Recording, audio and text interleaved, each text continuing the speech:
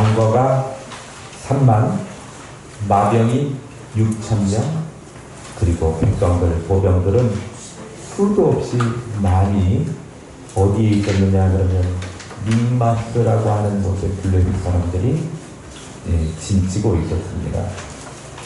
그 사람들의, 블레셋 사람들의 너무나 기가 죽은 나머지 이스라엘 백성들 상비군으로 뽑혀있는 30명 중에 다 도망치고 600명만 사울하고 함께 남았는데 기브와 변방 미그론에 그들이 머물게 되었습니다. 거기에 미그론에 있는 성류나무 밑에 사울이 쉽게 말하면 코 빠지고 이제는 기가 죽어가지고 그러고 있는데 그의 아들 요나단이 단독으로 자기의 병기 드는 자, 무기를 드는 부관이죠. 그와 함께 적진으로 올라가서 순식간에 20여 명을 죽입니다. 그것을 사울의 진영 그 파수꾼이 바라보고 있다가 사울에게 보고를 하니까 사울이 용기를 얻어가지고 2명이 올라가서도 하는데 우리가 해볼 만하다 그런 생각을 하고 믹마스에 대치하고 있는 그곳으로 쳐들어 갔지요. 적진은 혼란에 빠지게 됩니다. 이스라엘이 대승을 거두게 되지요. 블레셋이 도망치는 신세가 되었습니다. 이스라엘 사람들은 블레셋을 추격하는 그런 상황이 벌어지지요. 사실 도망치는 것도 무지하게 힘들지만 쫓아가는 사람도 굉장히 힘이 듭니다. 만만치 않게 힘이 들어요. 추격하는 이스라엘 군대도 몹시 피곤하고 배가 고프게 되었습니다. 숲에는 꿀이 있었습니다. 팔레스틴 지방에는 야생 벌들이 많이 있습니다. 우리나라 우리 교회도 연말이 되면 성경 일독했다고 꿀을 한 병씩 드리는데 우리나라 꿀도 정말 좋은 꿀이 많이 있습니다. 그런데 그 이스라엘 이 지역에는 비도 그렇게 많지 않기 때문에 꿀이 질이 좋고 또 계절이 우리처럼 겨울이 추운 겨울이 없기 때문에 거의 1년 내도 꿀이 수확이 됩니다. 농도도 진하고요. 야생 꿀들도 많이 있어요. 그래서 이 가나안 땅을 적과 꿀이 흐르는 땅이다 그렇게 이야기하지 않습니까? 물론 하나님께서 인도하시고 보호하시고 이스라엘 지키신다 그런 상징성을 가지고 있는 적과 꿀이 흐르는 땅이지만 실제적으로 거기에는 이 바위 틈이랄지 또는 나무 가지랄지 높은 데라든지 광야라든지 이런 데에 야생 벌이 지어놓은 벌들이 있고 거기에 저장된 꿀들이 많이 있습니다. 심지어는 우리 삼손 이야기하면서 성경에서 확인해 볼 수 있는 것처럼 죽은 짐승 시체에도 벌들이 집을 짓고 거기에도 꿀을 저장해 놓는 것들을 볼 수 있습니다. 나무가지에 많이 꿀을 저장해 놓으면 이게 무게를 견디지 못해 갖고 떨어지기도 합니다. 그 바위자락 같은 데에도 그 벌들이 집을 지어 가지고 꿀을 막 저장해 놔요. 그러면 사람들이 그것을 섭청이라고 하면서 따지 않습니까? 따지 않아도 너무 많은 무게로 이렇게 꿀을 저장해 놓으면 떨어지기도 해요. 그러니까 오늘 본문에 나와 있는 숲에 들어가니까 꿀이 있더라 그 말이 상징적인 의미로 그렇게 되어진 말이 아니라 실제 이스라엘은 이런 일들이 종종 있더라 그런 말씀입니다. 그래서 숲풀에 가가지고 갈라진 틈에 가니까 꿀이 있으니까 그거 먹고 싶지 않겠습니까?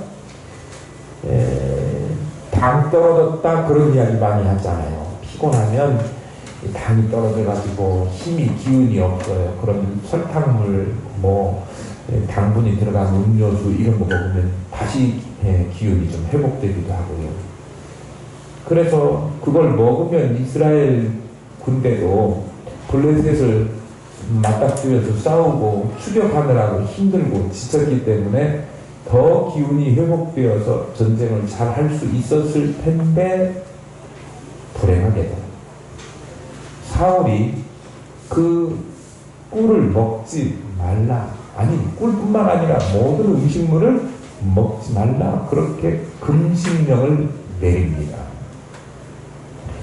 전쟁하면서 술 먹지 말라 금주령을 내리는 것은 좀 이해가 가지만 밥 먹지 말라, 먹을 것을 아무것도 먹지 말고 싸움만 싸워라, 이거 좀 이해하기 힘들어요. 왜 그랬을까요?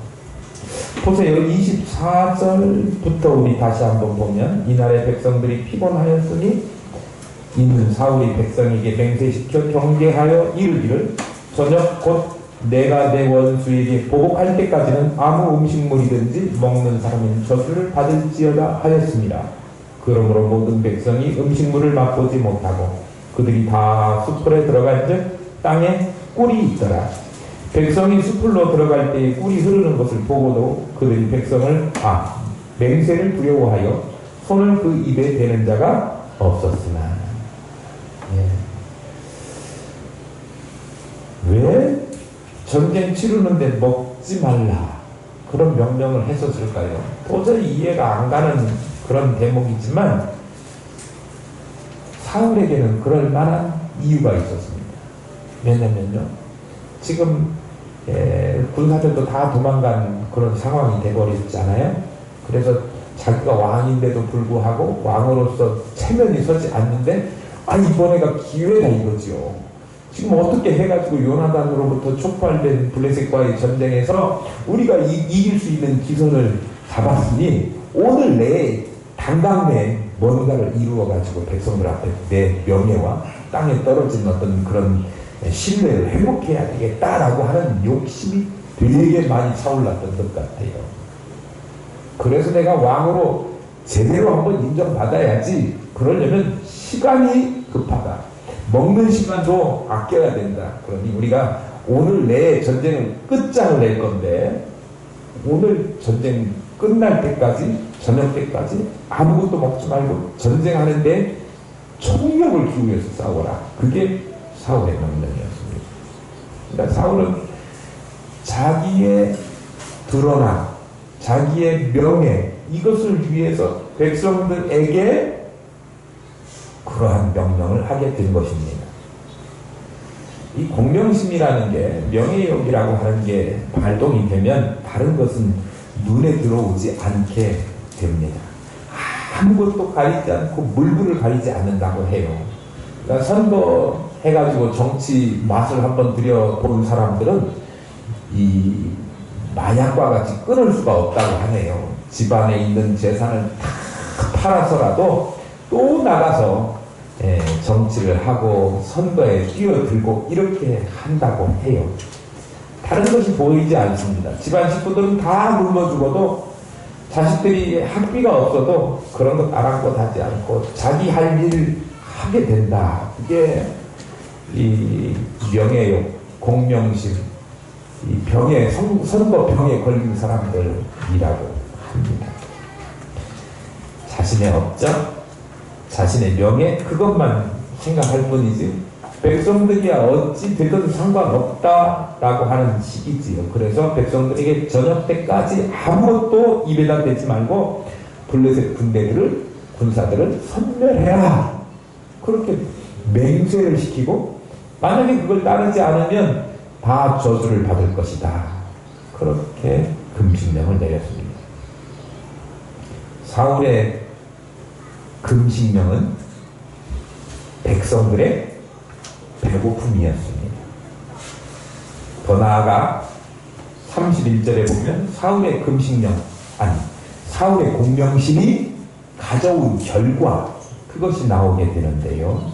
먹지 못해 기진맥진한 이스라엘 백성들이 사울의 금식령을 정한 기한 저녁 때가 되니까 금식령이 풀렸잖아요.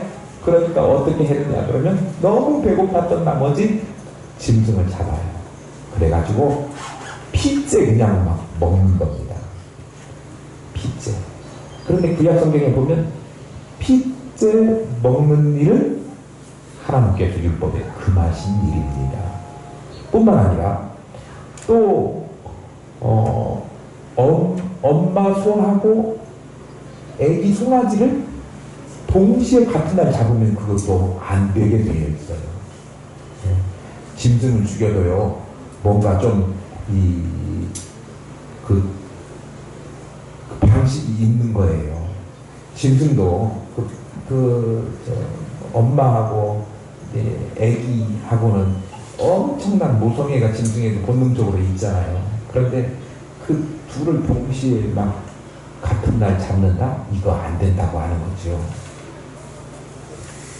그런데 사울이 금식령을 내리니까 백성들이 허겁지겁한 나머지 자신들이 지켜야 될 율법, 핏째 먹어서는 안 된다 라고 하는 하나님의 율법을 어기게 되는 결과를, 다시 말하면 공명심으로 말미암아 공동체가 너무나 고통스러운 육체적인 고통과 더불어서 하나님 앞에 범죄하는 결과를 가져왔다, 그런 말씀이에요.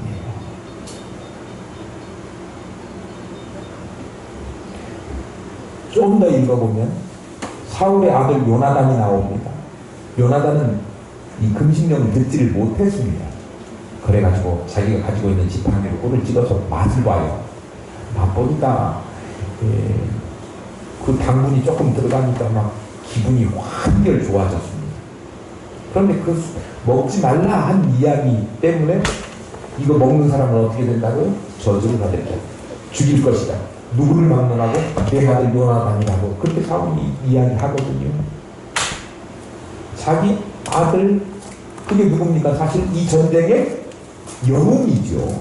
이 전쟁 블레셋 감히 쳐서 이길 수도 없는 그런 상대였는데 혼자 블레셋에 들어가가지고 전쟁을 시작했고 이스라엘 백성들에게 어떤 소망을 주고 다시 한번 도전할 수 있는 이 전쟁을 아주 승리로 이끌어 가게 한 영웅인데 그를 죽일 뻔한 잘못을 초래할 수도 있었지요. 그러니까 이 잘못된 공명심으로 일하면 공동체가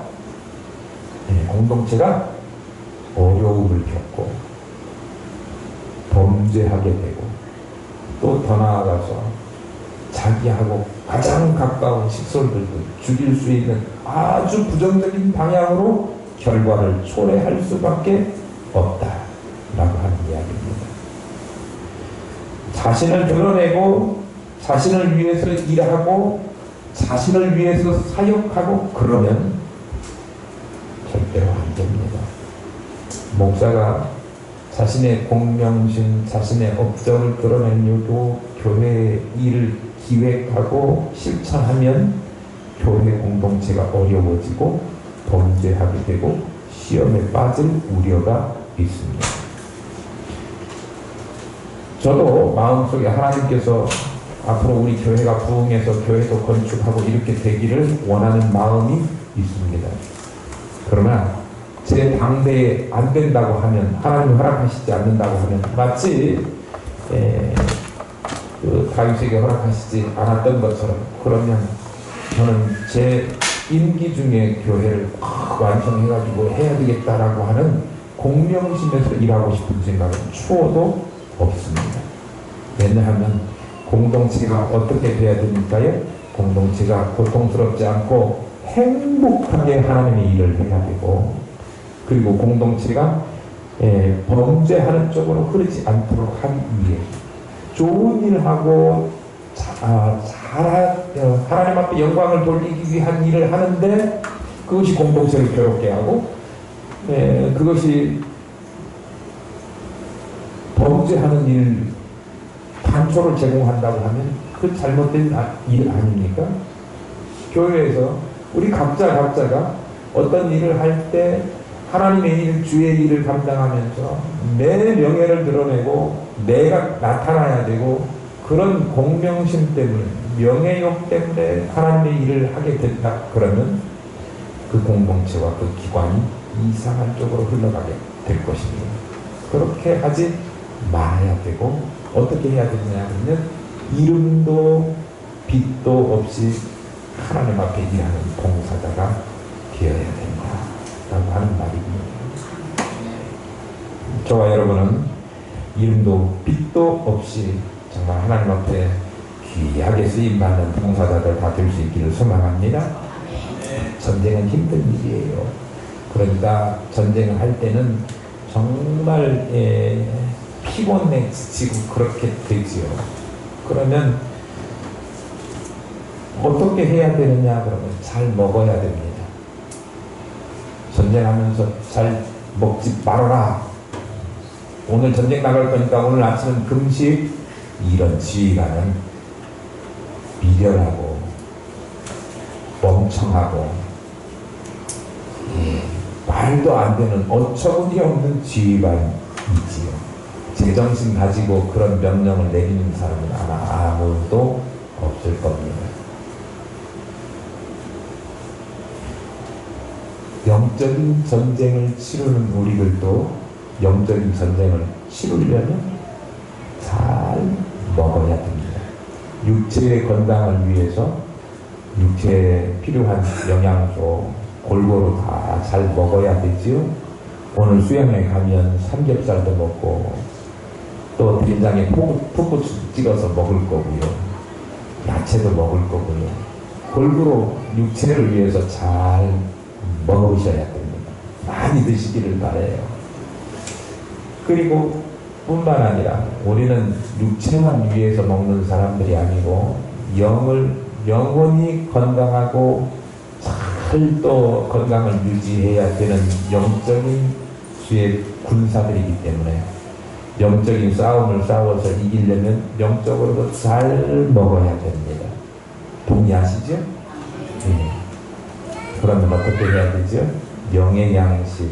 영의 양식은 하나님의 말씀입니다. 하나님의 말씀 먹는다. 어렸을 때는 그게 이해가 잘 안 됐는데 아마 여기 하나님의 영의 양식을 하나님의 말씀을 먹는다라고 하는 말을 알아듣지 못하시는 분은 아무도 없을 줄 믿습니다. 우리가 하나님의 말씀, 영의 양식을 부지런히 먹어야 됩니다. 예배 시간에 잘 참석하셔서 한 시간도 놓치지 않고 주의 말씀을 듣기를 사모하시기를 바랍니다. 말씀 잘 들으셔야 됩니다. 허투루 시간을 넘기지 마시고 한 시간이 평생에 나에게 돌아오지 않는 소중한 양식을 먹는 시간이다 라고 하는 마음을 가지고 하나님 앞에 우리의 영혼이 힘을 얻는 영의 양식을 먹는 일을 우리가 잘 해야 되겠다. 그래야 강건해집니다. 원수들을 싸워서 이길 수 있는 힘이 나오게 되는 거예요. 영적으로 우리가 건강해 있지 않으면 하나님의 양식을 우리가 잘 먹어놓지 않으면 마귀가 공격해오면 우리는 픽픽 쓰러질 수밖에 없습니다. 원수들을 대적할 수 있는 힘, 우리의 영혼의 힘의 근원 하나님의 말씀에서 나온다. 부지런히 주의 말씀을 먹는 일에 힘쓰시기를 바랍니다. 사울의 금신령을 듣지 못한 아들 요나단이 지팡이 끝으로 꿀을 찍어 먹었다고 그랬지요. 피곤할 때 이거 먹으면 금세 피곤이 풀려요. 눈이 밝아졌어요. 그런데 누군가가 와가지고 사울의 귀에다 대고 죄송합니다. 요나단의 귀에다 대고 너네 아빠 사울이 금신령을 내렸어. 못 들었냐? 먹는 날에는 누가 됐든지 간에 저주를 받게 될 것이다. 그래서 우리 모두가 함께 맹세를 했지. 그런 이야기를 들려줍니다.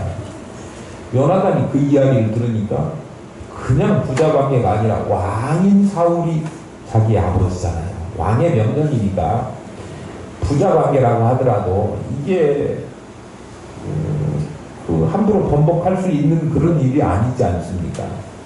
그러니 그의 마음속에는 아마도 걱정과 염려와 그리고 그것으로 인한 자기가 감수해야 될 처벌, 벌, 저주 이것이 염려가 되었을 그럴 법하지요. 그런데 사실 요나단이 걱정한 것은 그것이 아니고 그것 때문에 우리 아버지 사울 왕이 잘못된 명령 제대로 판단하지 못한 그런 일 때문에 백성들이 고난을 당하고 정말 어렵게 되었다, 혼란스럽게 되었다 그렇게 이야기하는 거예요.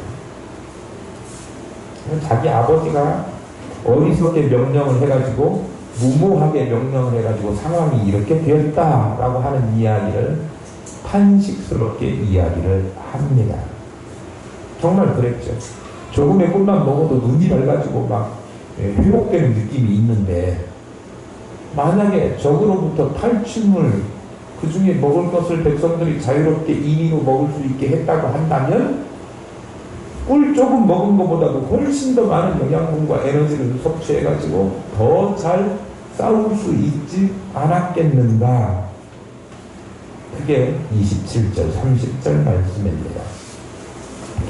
요나단은 그의 아버지가 백성에게 맹세하여 명령할 때에 듣지 못하였으므로 손에 가진 지팡이 끝을 내밀어 벌집에 꿀을 찍고 그의 손을 돌려 입에 대매 눈이 밝아졌더라. 그때 백성 중 한 사람이 말하여 이르되 당신의 부친 이 백성에게 맹세하여 엄히 말씀하시기를 오늘 음식물을 먹는 사람은 저주를 받을지어다 하셨나이다. 그러므로 백성이 피곤하였나이다 하니 요나단이 이르되 내 아버지께서 이 땅을 곤란하게 하셨도다. 보라 내가 이 꿀 조금을 맛보고도 내 눈이 이렇게 밝아졌거든. 하물며 백성이 오늘 그 대적에게서 탈취하여 얻은 것을 임으로 먹었더라면 블레셋 사람을 사육함이 더욱 많지 아니하였겠느냐. 적으로부터 얻은 탈취물이죠. 전쟁하면서 얻게 된 거예요. 빼앗은 거죠. 그것을 먹는다 그러니까 좀 거북하게 듣는 사람들도 있습니다. 어떻게 적을 쳐서 죽이고 막 이런 것도 그런데 다 빼앗아가지고 그걸 또 먹는단 말이야. 그러나 전쟁에서 적으로부터 얻은 것을 먹는 것은 성경적입니다. 신명기 20장 14절에 뭐라고 말씀하시느냐 그러면 너는 오직 여자들과 유아들과 가축들과 성읍 가운데 있는 모든 것을 너를 위하여 탈취물로 삼을 것이며 너는 내 하나님 여호와께서 내게 주신 적군에게서 빼앗은 것을 먹을지어다. 그렇게 말씀하고 있습니다. 그러니까 전시에 상대하고 싸울 수밖에 없지 않습니까? 싸워서 뭐 하는 거예요? 그것을 빼앗은 것들을 먹는 것, 그것이 죄가 아니다. 그런 말씀이에요. 전쟁에서 사람을 죽이는 거, 군대 갔는데 사람을 죽이는 거, 성경에서 뭐라고 이야기합니까? 사람 죽이면 안 된다고 이야기합니까? 전쟁에서는 잘 싸워가지고 적을 죽이고 무찔러야 되는 거지요. 전쟁에서 사람 죽이는 게 당연한 일입니다. 탈취물 먹는 것도 당연한 일이에요. 굳이 성경을 들추지 않는다고 하더라도 전쟁 중에 있는 군대가 탈취물을 얻었으면 그것을 자기들 보급 물자로 삼아가지고 먹기도 하고 사용하기도 할 수 있지요. 그러니까 그거 방지하려고 옛날에 성 같은 거 안에 우물이 있는데 상대방에게 성을 내줘야 될 상황이 오면 우물에다 독극물을 풀어버려요. 왜요? 이 물이 그 사람들한테 힘을 주는 거고 이거 물로 밥에서 먹고 이럴 거니까 이것 때문에 적이 더 이렇게 될 거잖아요. 우리가 이 우물을 빼앗기긴 해도 이것 때문에 그 사람들이 더 힘을 얻어서는 안 되겠다 그래가지고 거기다 막 독극물을 풀어버리고 우물을 메꿔버리고 막 이렇게 하잖아요. 그러니까 상식적인 면에 있어서도 이 상대방에게서 전쟁하면서 빼앗은 것을 사용하는 것이 상식적인 일이에요. 지금 요나단은 말씀 그리고 상식적인 면에 있어서 통용되는 이야기로 아버지 사울이 잘못한 일을 꼬집어서 이야기하고 있습니다. 그런데 사울은 무엇을 가지고 지금 이스라엘 백성들에게 금신령을 내렸죠? 오로지 자기의 공명심 그거 하나만 가지고 내 이름이 떠야 돼. 내 추락한 명예, 내 추락한 지지율을 끌어올려야 돼 라고 하는 그런 생각 하나만 가지고 그가 그런 명령을 내리게 된 것입니다. 그러니까 이 공명심만 가지고 무모한 명령을 내렸던 말씀에 기초하지 않은 것, 이건 잘못이고요. 말씀에 기초한 것, 말씀에 기초해서 상식적인 면에서 통용되는 주장을 하는 것, 이것은 정당하다 이야기할 수 있습니다. 그런데 믿는 사람들이 대개 이 상식적인 것을 이야기하면 그것은 신앙 아니야 라고 이야기하는 경우가 많이 있습니다. 5,000명을 물고기 2마리와 보리떡 5개를 가지고 5,000명을 먹이셨다. 물론 이런 이적이 있죠. 성경을 통해서 이러한 이적을 가지고 은혜를 많이 받은 사람들은 보세요. 아무것도 없는 가운데에서도 하나님께서 함께 하시면 많은 축복을 받는다라고 하는 그런 소망을 갖게 하는 오병이의 기적이 있지 않습니까?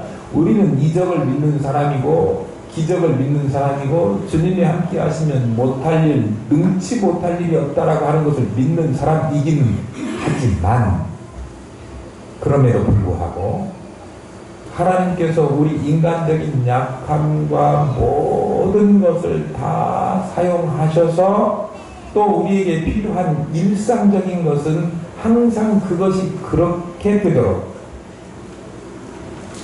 지금 일어나고 있는 모든 법칙이 깨지는 때도 있지만 대개의 경우는 깨지지 않고 계속해서 유지되고 있기 때문에 이 자연, 이 지구가 돌아가고 있는 것 아닙니까? 그러니까 특별한 비상시에는 이적을 베푸시기도 하지만 보통의 경우에는 하나님은 우리 인간이 예측 가능하도록 이 지구를 돌리고 계시는 하나님이시다라고 하는 사실 또한 우리는 알아야 된다고 하는 거예요. 이적만 신앙이고 그냥 정상적으로 상식적으로 돌아가는 것은 신앙이 아니다라고 치부하는 사람들 뭔가 건강하지 못한 생각을 가지고 있습니다. 이적을 일으키는 것만 신앙이고 그것이 더 우위에 있는 일이다? 절대 그렇지 않습니다. 하나님은 이적도 비상시에 베푸시는 것이지 일상적일 때에는 우리의 모든 일이 아침에 태양이 뜨도록 하지요. 저녁에 계속 태양을 묶어놨다가 아침이 돼서야 태양이 지도록 하시지 않으시는 하나님이심을 우리는 알아야 된다라고 하는 사실입니다. 그러니까 신비와 이적만이 신앙이 아니라 건강한 신앙이라고 하는 것은 말씀과 계시에 입각하면서도 동시에 이성과 상식을 무시하지 않고 존중하는 것이 건강한 신앙이다 라고 하는 사실입니다. 병이 난 환자를 병원에 데려갈 생각은 하지 않고 무허가 기도원으로 데리고 가가지고 약도 필요 없다, 안수기도로 고친다, 냅다 엎어놓고 때리는 것이 신앙이 아니다, 그런 말씀입니다. 죽은 자식 살려낸다, 그래서 장례도 치르지 않고 집에다가 몇 개월, 수개월 동안 방치해놓고 살아나라고 기도하는 것이 정상적인 신앙이 아니다, 그런 말씀입니다. 매주 선포되어지는 말씀은 등한시하고 병 고친다, 예언한다, 방언 기도한다, 그런 데만 줄곧 쫓아다니려고 하는 것도 정상적이고 건강한 신앙 아닙니다. 누구보다도 영적 능력이 탁월했던 바울 사도는 우리는 그를 기억합니다. 그가 그 은사의 종류의 예언, 방언, 병 고침 여러 가지 신비한 은사들을 많이 성경에서 이야기합니다. 그러나 최고의 은사는 인간들이 보편적으로 지니고 있어야 될 사랑을 최고의 은사로 그가 가르치고 있는 것입니다. 그가 또한 이야기하고 있는 것 중에 교회에서 일꾼으로 섬겨야 될 사람들, 그 사람들을 선발하는 기준에 있어서 무슨 신비한 체험을 한 사람들만 교회의 일꾼이 됐다, 될 수 있다. 1순위 방언 잘하는 사람, 2순위 예언 잘하는 사람, 이렇게 하지 않고 어떤 사람을 교회의 일꾼으로 세워야 되느냐라고 할 때 도덕적으로 흠이 없고 세상 사람들에게도 좋은 평가를 받는 그런 아주 상식적인 면에 있어서 윤리적이고 표준이 가능한 사람, 이상한 능력을 가진 사람, 그런 사람이 아니라 믿음과 아울러서 상식과 정직과 성실을 겸비한 사람들이 주의 일꾼이 되어야 된다, 그렇게 말씀하고 있는 거예요. 올바르고 참다운 신앙은 계시와 이성 그리고 믿음과 상식이 조화를 잘 이루어야 됩니다. 그 어떤 신비한 것을 쫓기 전에 먼저 말씀의 기초에서 가장 건전하고 윤리적인 삶을 살아가는 것, 그것이 하나님은 물론이거니와 세상 사람들로부터도 칭찬받게 된다라고 하는 사실입니다. 오늘 사울이 자신의 공명심 때문에 상식적이지도 않은 명령을 함으로써 많은 공동체, 이스라엘 공동체에 어려움을 가지고 오고 혼란을 가져왔던 것을 우리가 기억한다면, 우리는 하나님께서 우리에게 어떤 일을 맡길 때 공명심으로 일하는 것이 아니라 또 어떤 내 명예를 들춰내기 위해서 일하는 것이 아니라 정말 이름도 빛도 드러나지 않더라도 하나님의 영광을 위해서라면, 우리 공동체의 유익을 위해서라면 내가 헌신해야지, 내 몸을 드려야지, 내 시간을 드려야지, 내가 가지고 있는 것 탈탈 다 털어서라도 하나님을 위해서, 공동체를 위해서 봉사하고 섬겨야지, 그런 마음을 가지고 일하는 사람이다 라고 하는 사실입니다. 뿐만 아니라 우리가 분명히 기억해야 될 것은 영의 양식도 우리가 꼭 부지런히 섭취해야 된다. 영의 양식 먹는 거 게을리하지 마시기를 바래요. 먹는 거 끼니 걸으면 한 끼만 걸러도 이거 평생 못 찾아 먹는데, 그러면서 말씀 듣는 일은 별로 대수롭지 않게 생각하시는 현대 교인들이 많이 있는데, 우리 교회 성도들은 그렇지 않기를 바랍니다. 어떤 말씀을 우리에게 주신다고 하더라도 그 시간 놓치지 않겠습니다.